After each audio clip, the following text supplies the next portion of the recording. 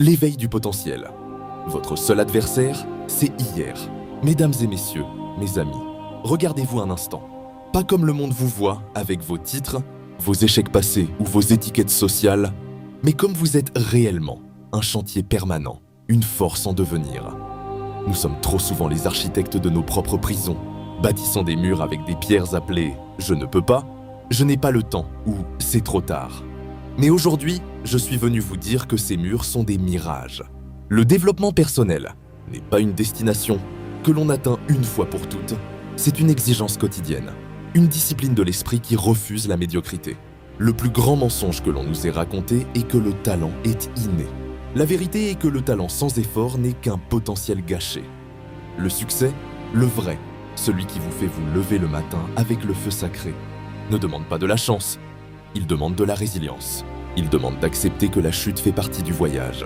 Chaque cicatrice que vous portez, chaque déception que vous avez traversée, est en réalité une leçon gravée dans votre caractère.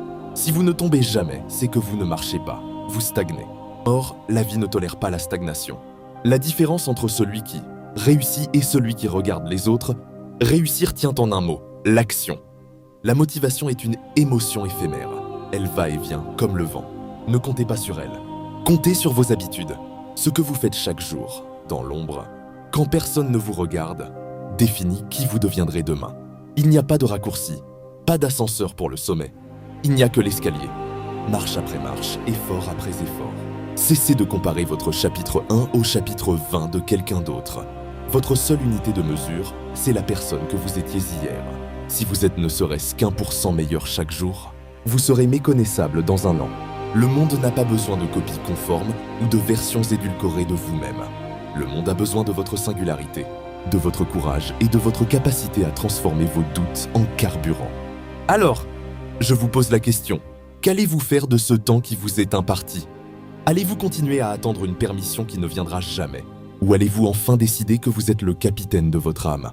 Ne craignez pas l'immensité de vos rêves, craignez plutôt la petitesse de votre zone de confort, car c'est là que les rêves meurent.